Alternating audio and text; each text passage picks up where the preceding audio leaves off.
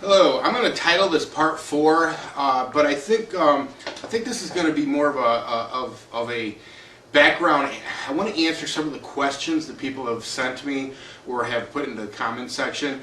You know, maybe fill in some of the blanks or maybe connect some of the dots for people, because you know when I started telling the story, it was purely from memory from 2005. So I could have explained things a little bit differently to help you understand. But I want to fill in some of the blanks, and then part 5 I will continue the story from where I left off in part 3.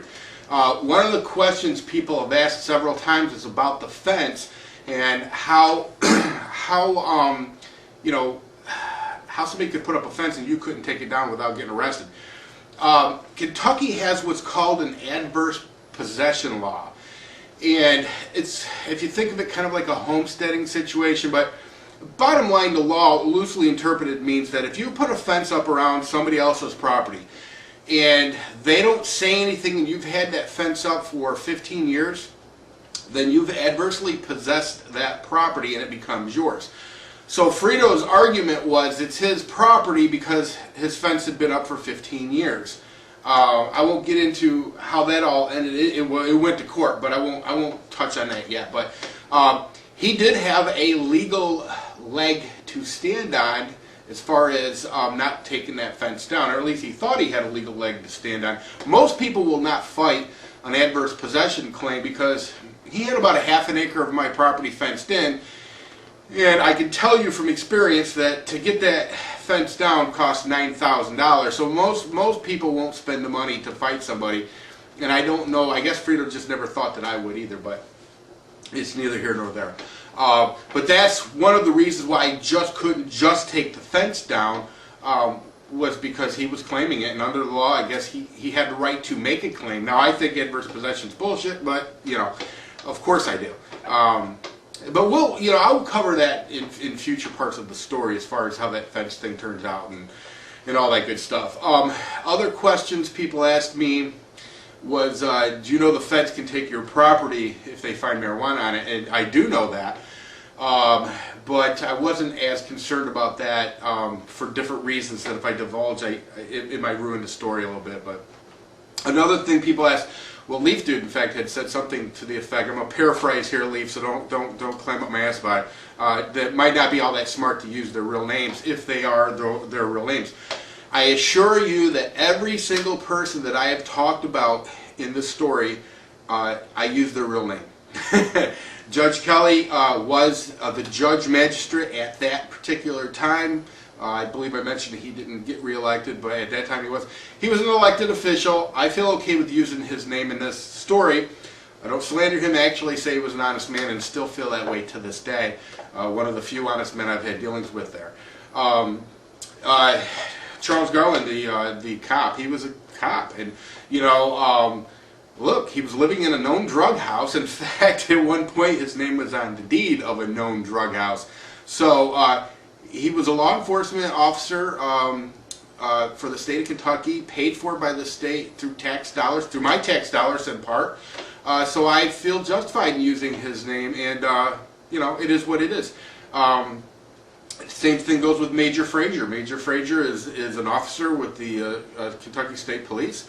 His salary is paid by my taxes. Nothing I have said is wrong or not truthful. Everything that I have said in my videos is the truth and nothing but the truth. So if people like Charles Garland, aka Super Trooper, has a problem with that, you know, hey, I don't know what to sue me. Explain to the jury why you were living in a drug house. I mean, just saying. Just saying. So, yeah, and if you notice, like Jerry and General, I didn't use their whole names. They're good guys, you know. I never asked them if I could tell the story and use their names, but I didn't use their last names for a reason. They, you know, but they're good guys. I don't have any issues with them, and I can't imagine why they would be upset with me using their first names. Who else did I mention?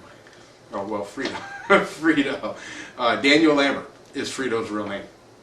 Now, other questions. So to answer that, though, I don't have a problem with using these people's real names.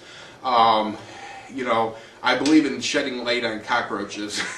and not everybody in this story is a cockroach, but you know, for the ones that are, and maybe they get a little butt hurt in the end because I publicly use their names, you know, show me where I was lying. Show me where this story isn't the truth. It is the truth. So no, if you want to see Sheriff Bennett, go to Bell County Sheriff's Department's website. There's a picture of him.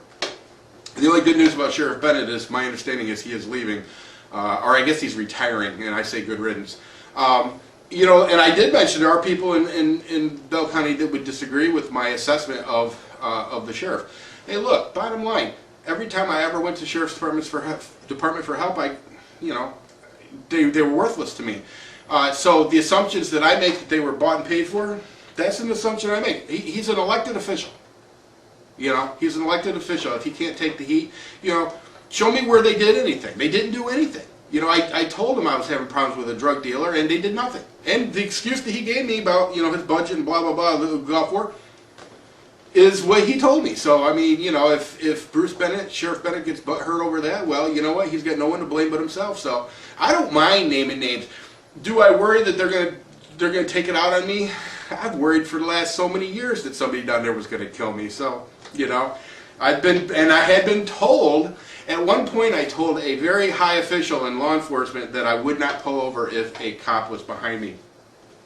I would not pull over unless there was at least 3 cop cars behind me, because I know how that works. Once they put you in the back of that car, you're done. So, I mean, maybe that sounds a little extreme, but, you know, hey. Other questions, people ask me, well, you know, I brought up guns. Did guns play a role? Do guns play a role in the story? And yes, they do. Guns play a role in the story, and I'm huge fan of the Second Amendment because of this. Well, because of a lot of things, but this story will bear out why I'm such a huge fan of the Second Amendment. Does anybody die? Listen very closely.